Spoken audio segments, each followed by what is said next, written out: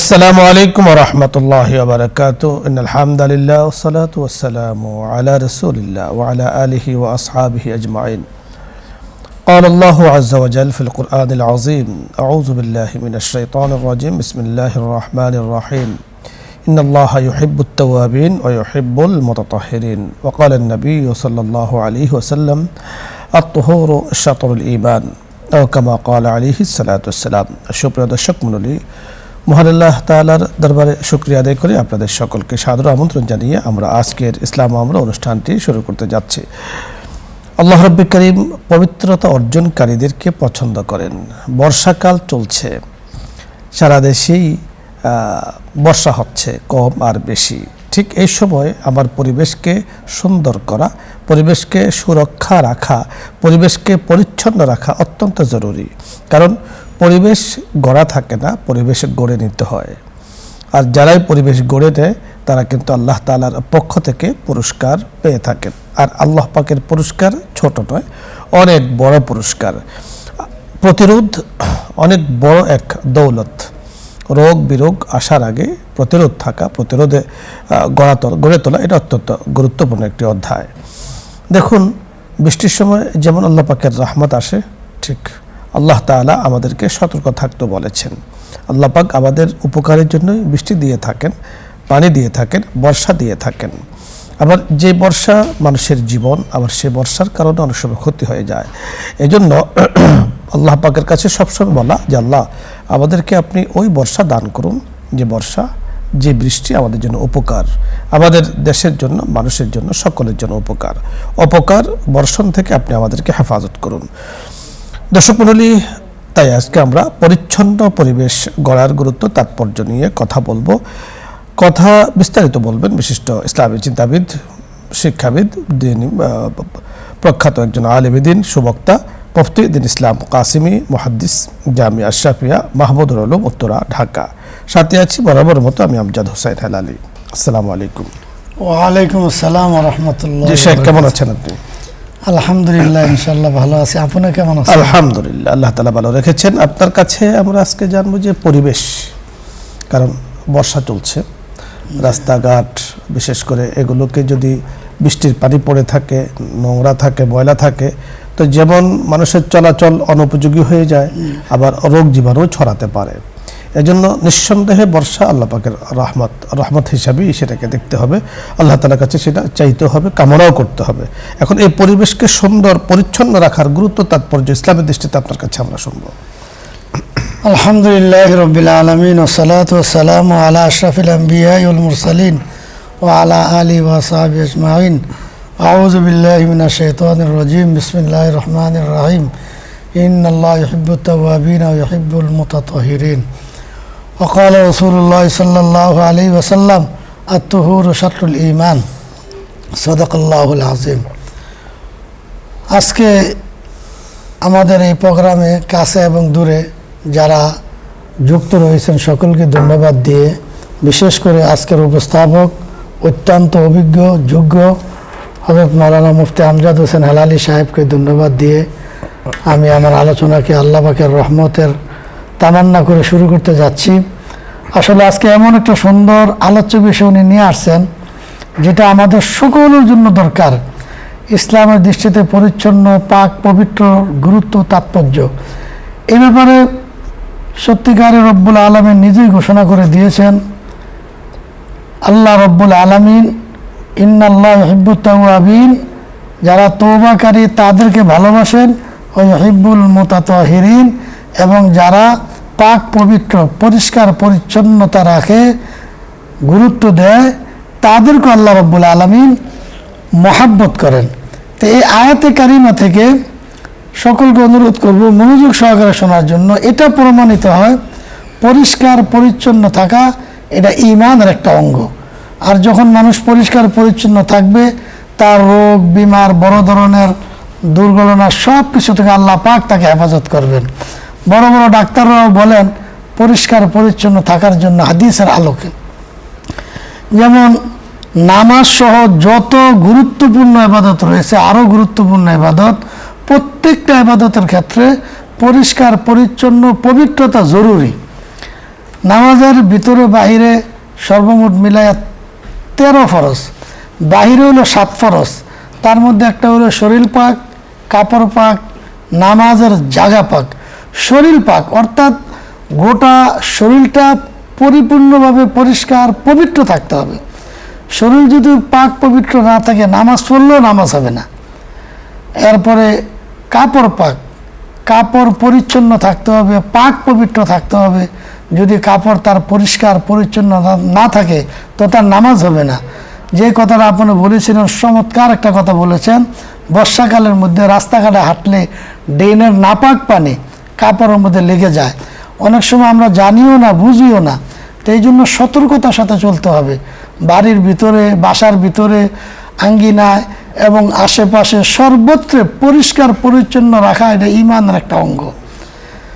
তেমনিভাবে আমরা যেখানে দাঁড়িয়ে নামাজ পড়ব ওই নামাজের জায়গাটাও পবিত্র হওয়া জরুরি, নাহলে নামাজ হবে না।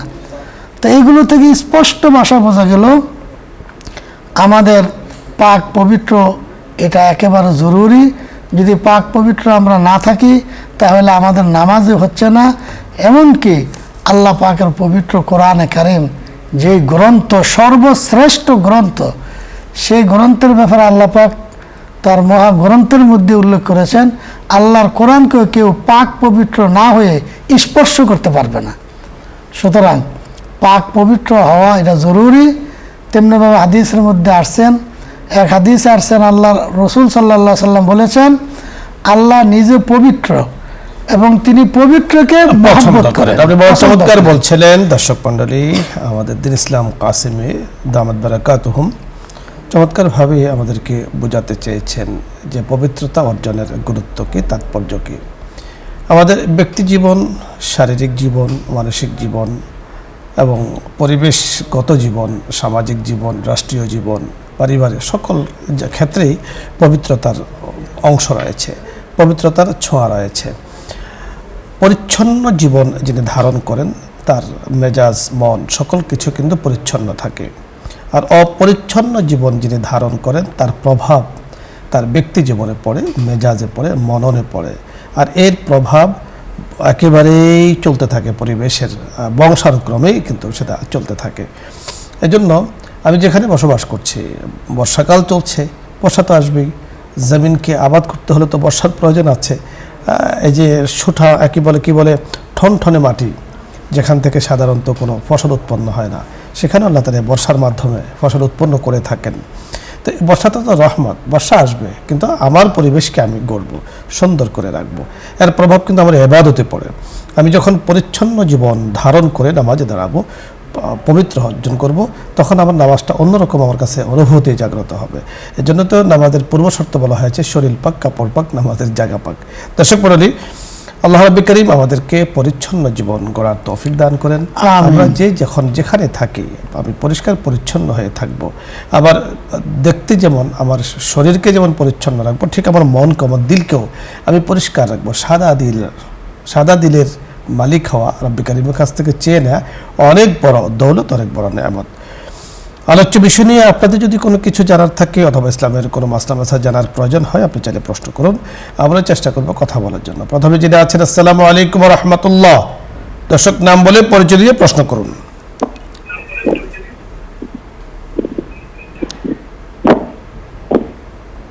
আসসালামু আলাইকুম।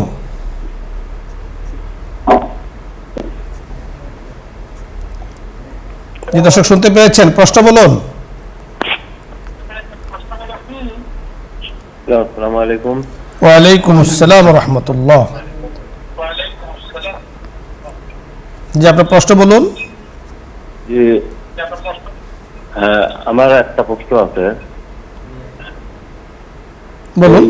আমার বাড়ির পাশে দুইটা মসজিদের মধ্যে এসি লাগানো, এবং মনে করেন যে এসি ছাড়লে আবার ফ্যানও ছাড়ে। আর আমার হচ্ছে সাইনোসাইটিস সমস্যা, মানে একটু যদি ঠান্ডা বাতাস নাকে ঢোকে বা নিঃশ্বাসে যায় তা আমার খুবই প্রচন্ড শ্বাসকষ্ট শুরু হয়। এই জন্য আমার নামাজ জামাতে না করার কোনো পদ্ধতি আছে না, তখন নামাজটা আদায় করবো, এটা আমাকে বলে। জি ধন্যবাদ, আমরা কথা বলছি, আপনি শুনতে থাকুন। পরের দর্শক, জি আসসালামু আলাইকুম।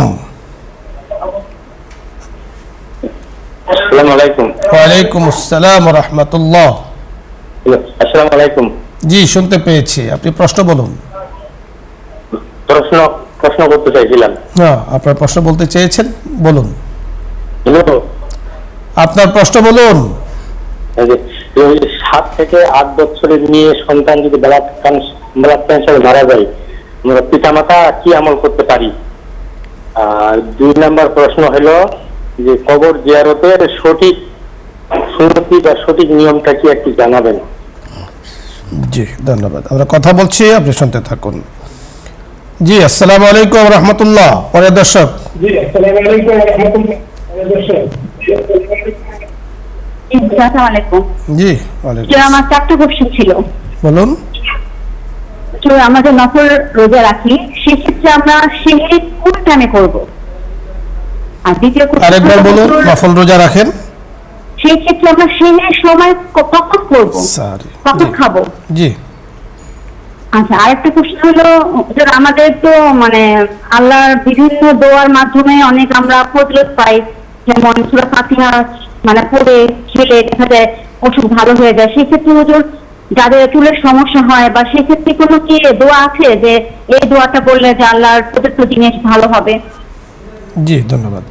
আরেকটা হচ্ছে হুজুর, যে আমার বাবা মারা গিয়েছে, সেক্ষেত্রে আমি চাচ্ছি বাবার কবরের পাশে মানে সুপারি গাছ লাগাতে।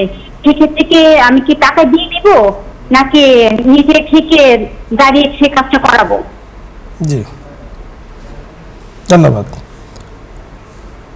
প্রিয় দর্শক, জি, আসসালামু আলাইকুম ওয়া রাহমাতুল্লাহ। দর্শক শুনতে পেয়েছেন, প্রশ্ন বলুন। ওয়ালাইকুম আসসালাম। দুইটা প্রশ্ন।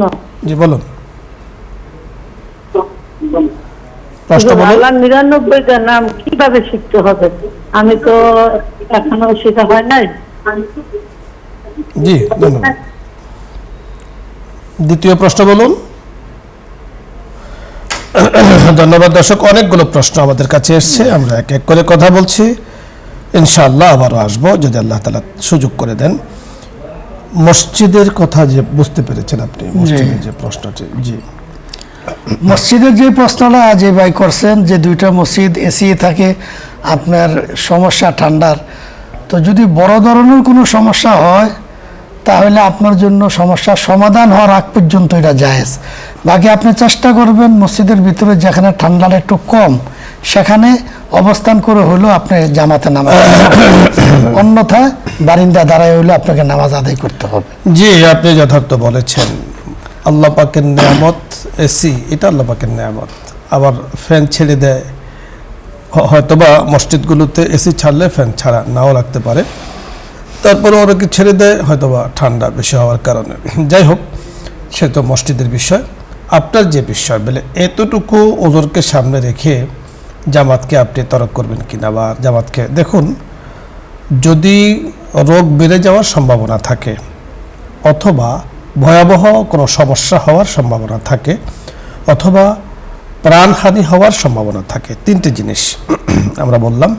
ভয়াবহ সমস্যা যদি থাকে, রোগ বেড়ে যাওয়ার সমস্যা থাকে, এগুলোর পরে হলো বড় ক্ষতি হওয়ার সম্ভাবনা থাকে, সেক্ষেত্রে তো জামাতকে আপনি বিলম্ব করতে পারেন বা আপনি ঘরে নামাজ পড়তে পারেন। লাইসা আলাল আমা হারাজ ওয়ালা আলাল মারিদি হারাজ। পবিত্র কোরআনে বলেছেন, অন্ধ যারা তাদের জন্য কোনো সমস্যা নেই, যারা অসুস্থ তাদের কোনো সমস্যা নেই, বাট অসুস্থতার মধ্যে আপনি পড়েন। এখন অসুস্থতা আসলে কোন পর্যায়ে, ডাক্তারের সাথে আলোচনা করে বিষয়টা আপনি আলোচনা করে নিতে পারেন। কারণ আপনি হয়তো যে ঘরে থাকেন সেই ঘরেও তো এসি থাকতে পারে, আপনি করতে পারেন। তো জামাতে খুব একটা সময়ও লাগে না। প্রয়োজনে যদি মাস্ক ব্যবহার করেও আপনি জামাতটা পড়তে পারেন তাহলে এর মধ্যে অনেক ভালো। জামাতে অনেকগুলো ফজিলত পাওয়া যায় যেগুলো একা পড়লে পাওয়া যায় না। আমরা যারা সাধারণ মানুষ আছি, আমাদের সূরা কেরাতে ভুল হতে পারে, আমাদের রুকু সেজদা ভুল হতে পারে। জামাতে ফরজ নামাজটা আদায় করলাম মানে হলো অনেক কিছু আমি ইমামের উপরে ছেড়ে দিলাম। ইমাম সাহেবের উপরে ইক্তেদায়তু বিহাদাল ইমাম বলেছি, মানে ওনার উপরে আমার সব কিছু। তো আমার যদি কোনো সূরা কেরাতেও সমস্যা থাকে, ওনার কেরাতই আমার কেরাত হিসাবে হয়ে যাচ্ছে। এই জন্য বিষয়গুলো আপনি চিন্তা করবেন। আরেকজনে প্রশ্ন করেছেন, শেখ আপনি বুঝতে পেরেছেন কিনা, 7-8 বছরের শিশু সম্ভবত অসুস্থ মনে হয়, বাবা মা কি আমল করতে পারেন তার জন্য? সেখানে তার জন্য সূরা ফাতিহা পড়বে, কারণ হাদিসের মধ্যে আছে সূরা ফাতিহা হলো সর্বরোগের কি চিকিৎসা এবং রোগ মুক্তি। এজন্য আমি যা বুঝি আলহামদুলিল্লাহ কোরআন হাদিসের দৃষ্টিতে সূরা ফাতিহা পড়ে আপনি যতটুকু বোঝেন ঠিকই বুঝতে পেরেছেন। আসলে চমৎকার আপনি বলেছেন। আমরা একটা আমল বলেছি, আমাদের নানুপুরের হযরত তিনি এই আমলটি বলেছেন যে বিসমিল্লাহির রহমানির রহিম আলহামদুলিল্লাহ 41 বার পরে পানিতে দম দিয়ে পানিটা 41 দিন পর্যন্ত প্রতিদিন একবার করে সেবন করলে আল্লাহ তাআলা কঠিন থেকে কঠিনতর রোগকে ভালো করে দেন। আপনি চাইলে এই আমলটা করে যেতে পারেন। কবর জিয়ারতের সঠিক নিয়ম জানতে চেয়েছেন। কবর জিয়ারতের সঠিক নিয়ম হলো যাবে কবরের পাশে যাইয়া সূরা ফাতিহা পড়বে, কুল হুয়াল্লাহ পড়বে, ফালাক পড়বে, নাস পড়বে, আয়াতুল কুরসি পড়বে, হাত উঠাবে না, কিবলার দিকে হয়ে সঠিক নিয়ম হলে এগুলো পড়ে সে চলে আসবে। আর যদি সম্ভব হয় সূরা ইয়াসিন তেলাওয়াত করবে, মৃত ব্যক্তির জন্য অনেক বড় উপকার হবে। একবার সূরা ইয়াসিন তেলাওয়াত করলে 10 খতমের সওয়াব আল্লাহ রাব্বুল আলামিন তার আমলনামা দান করবে। হাত উঠাতে হবে না, কবরের দিকে তাকিয়ে হাত না ওঠানো। আপনার যদি একান্ত হাত উঠাতে মনে চায় তাহলে আপনি কিবলামুখী হয়ে হাত উঠাবেন, সেই জায়গা থেকে সরে কিবলামুখী হয়ে হাত উঠাতে কোনো নিষেধ নেই। অনেক সময়ের কারণ হলো কবরের দিকে তাকিয়ে বা কবরকে সামনে রেখে হাত উঠালে যেন দেখা যাচ্ছে আপনি কবরের কাছে কিছু চাচ্ছেন হাত তুলে। আসলে তো আমরা চাই হাত তুলে আল্লাহ তাআলার কাছে। এজন্য যারা আপনার দিল ভালো আছে, সকল কিছু ভালো আছে, যেহেতু সাদৃশ্যতা হয়ে যাচ্ছে কবরের কাছে চাওয়ার, এজন্য এটাকে বাদ দিয়ে আপনি সেখান থেকে সরে কিবলামুখী হয়ে আল্লাহ তাআলার কাছে আপনি বলতে পারেন, তাও জরুরি নয়। হাত তুলতে যদি আপনার একাগ্রতার সাথে হাত তুললে বাবার জন্য দোয়াটা বেশি আসে বা বিনয় ভাবটা আসে, সেক্ষেত্রে আপনি তুলতে পারেন, তবে এই নিয়মে তুলতে হবে। সাহরির শেষ সময় জানতে চেয়েছেন। বর্তমানে অনেকে নফল রোজা রাখেন। জি, সাহরির শেষ সময় হলো একেবারেই বর্তমানে যেমন ফজর নামাজের আজানের আগ সুবহে সাদেকের শেষ সময় যেটা, এটাই সাহরির শেষ সময়। সুবহে সাদেক বলতে আসলে আমরা আপনাকে পরামর্শ দেব যে টাইমটা যেহেতু প্রতিদিন ওঠানামা করে, এখন জুলাইয়ের আজকে 6 তারিখ, তো টাইমটা আস্তে আস্তে নিচের দিকে যাচ্ছে, অর্থাৎ রাত্র বড় হচ্ছে, কম ছিল এখন বাড়ছে। তো আমরা ফজরের নামাজগুলো মসজিদে সাধারণত পড়ি 4:40 অথবা 45, কোনো জায়গাতে 30 বা 35 আছে। তো এর আগে অর্থাৎ আজানের আগে মসজিদগুলোতে যখন আজান হয়, আজান অনেক সময়ের পরেও হয়। এই জন্য আপনি যেহেতু টাইমটা উঠানামা করে, আপনি একটু ক্যালেন্ডার দেখে নেবেন, পঞ্জিকা দেখে নিয়ে আপনি টাইমটা দেখে ঠিক ওই টাইম অনুযায়ী আপনি চেষ্টা করবেন খাবারটা খাওয়ার জন্য। আমাদের ইসলামিক ফাউন্ডেশন থেকেও কিন্তু বৎসরের ক্যালেন্ডার অথবা চিরস্থায়ী ক্যালেন্ডার সেখান থেকে আছে, আপনি এবং মোবাইলের মাধ্যমে সে অ্যাপস দেখে নিলে আপনি পেয়ে যাবেন। দোয়ার ফজিলত আপনি জানতে চেয়েছেন। নিঃসন্দেহে দোয়া অনেক বড় ফজিলত। সাহাবাই কেরাম, আম্বিয়াই কেরাম আলাইহিমুস সালাতু ওয়াস সালাম দোয়ার মাধ্যমে সকল কিছু হাসিল করতেন। সম্ভবত শারীরিক কোনো সমস্যার ব্যাপারে ওরা জানতে চেয়েছেন। আর দোয়া মুখুল ইবাদা, হাদিসের মধ্যে আসছেন দোয়া হলো ইবাদতের মগজ, অর্থাৎ শারীরিক কোনো সমস্যা থাকলে দোয়ার মাধ্যমে আল্লাহ তাআলার কাছে চাইলে অবশ্যই রব্বুল আলামিন তা পরিপূর্ণ করে দেবেন। তবে দোয়ার মেন সময় হলো তাহাজ্জুদের সময়, রাতের গভীরে একা একা যত অন্ধকারে করবে ততই তার জন্য কি হবে, আল্লাহ পাকের নৈকট্য লাভ করার জন্য খুব। আরেকটি প্রশ্ন করেছেন আপনি, কবরের পাশে সম্ভবত কেউ সুপারি গাছ লাগিয়েছে, অর্থ দিয়ে দিবেন নাকি গাছটা থাকলে ভালো হয়? জি, কবরে যদি গাছটা রাখতে পারে সেটাই ভালো, কারণ হাদিসের মধ্যে আছে কবরের আশেপাশে যদি কোনো গাছ থাকে তাহলে ওই তাসবিহাতের সওয়াবগুলো কবরবাসী বলছেন, অর্থাৎ গাছে থাকে। ইউসাব্বিহুনা বিহামদিহি, প্রত্যেকটি গাছ সৃষ্টি আল্লাহ পাকের প্রশংসা করে। তরুতাজা গাছ যদি থাকে সেটাকে রাখাই ভালো। তাই জন্য আপনি চাইলে যিনি লাগিয়েছেন তাকে অর্থ দিয়ে দিতে পারেন, অথবা তার থেকে বিষয়টা আপনি কিনে নিয়ে যেতে পারেন, পর্যালোচনা করে। আল্লাহ পাকের 99টি নাম কিভাবে মুখস্থ করবেন সহজে? এটা আসলে সহজ উপায় হলো প্রতিদিন কমপক্ষে 3টা বা 5টা এরকম করে অল্প করে। আমি আরো সহজে সাহেব বলতে চাই, 99টি নামকে 99 বার আপনি পড়ুন। 99টি নামকে 99 বার আপনি পড়ুন, কারণ অনেকগুলো নাম আপনার মুখস্থ আছে, আল্লাহ, আল খালিক, আল বারিউ, আস সবুর, এগুলো মুখস্থ, অনেক নামই আপনার মুখস্থ আছে।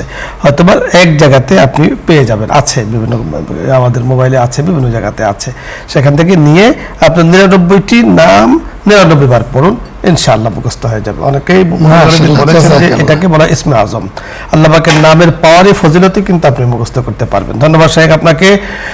দর্শক মণ্ডলী, আপনাদের সকলকে ধন্যবাদ জানাচ্ছি আজকের এই সুন্দর চমৎকার আয়োজনে আপনারা আমাদের সাথে ছিলেন, আছেন এবং থাকবেন। আল্লাহ তাআলা সকলকে নেক হায়াত দান করুন, আমিন ইয়া রাব্বাল আলামিন। দুরূদ শরীফ পড়ি, দোয়া দুরূদ আলহামদুলিল্লাহি রাব্বিল আলামিন ওয়াল আকিবাতু লিল মুত্তাকিন ওয়া আলা আলিহি ওয়া আসহাবিহি আজমাইন। ربنا ظلمنا أنفسنا وإن لم تغفر لنا وترحمنا لنكونن من الخاسرين. الله يا كريم يا رحيم يا ذا الجلال والإكرام يا راحم المساكين يا حي يا قيوم برحمتك نستغيث أسألك موجبات رحمتك وعزائم مغفرتك والغنيمة من كل بر والسلامة من كل إثم. اللهم لا تدع لنا ذنبا إلا غفرته ولا هما إلا فرجته ولا مريضا إلا شفيته وعافيته ولا حاجة من حوائج الدنيا والآخرة هي لك رضا إلا قضيتها يا أرحم الراحمين. اللهم يا الله يا كريم. ইসলাম আমরা প্রোগ্রামে বসে নিউজ 24 মাওলাই করিম বসুন্ধরায় বসে আপনার শাহী দরবারে হাত তুলেছি। ওগো করিম, ওগো রহিম, আপনি সুন্দর, মাওলাই করিম সুন্দরকে পছন্দ করেন, তামাম জাহানকে আপনি সুন্দরভাবে সৃষ্টি করেছেন। মেহেরবানি করিয়া আল্লাহ আপনি যাদেরকে ক্ষমা করেছেন, নিয়ামত করেছেন, তাদের তালিকাভুক্ত আমাদের সকলকে আপনি করে দেন। ইয়া আল্লাহ আমাদের সকলকে আপনি মাফ করে দেন।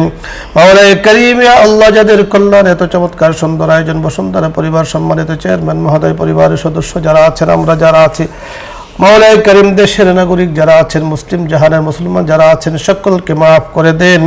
দেশের জন্য, দেশের জন্য খায়র বারাকার ফয়সালা করে দেন। ইয়া আল্লাহ এত বড় খেদমতকে আপনি কবুল করে নেন। ইয়া আল্লাহ এর সাথে যারা যুক্ত আছে আমাদের সকলকে মাফ করে দেন। মাওলায়ে কারীম আমাদের আব্বা আম্মা সহ যারা কবরবাসী হয়েছেন, চেয়ারম্যান মহোদয়ের আব্বা আম্মা সহ ভাই বেরাদার, ইয়া আল্লাহ আত্মীয় স্বজন পরিচিত মহল বন্ধু বান্ধব যারা কবরবাসী হয়েছেন, মুসলমানদের যারা কবরবাসী হয়েছেন, সকলকে মাফ করে দেন। জীবিত যারা আছেন সকলের জন্য কল্যাণের ফয়সালা করে দেন। বিপদ আপদ ওয়ালা মুসিবত থেকে আপনি হেফাজত করেন। আপনার হাবিবুর উসিলায় আমাদের দোয়াকে কবুল করে নেন, আমিন। বিহরমতি সাইয়্যিদুল মুরসালিন, আলহামদুলিল্লাহি রাব্বিল আলামিন।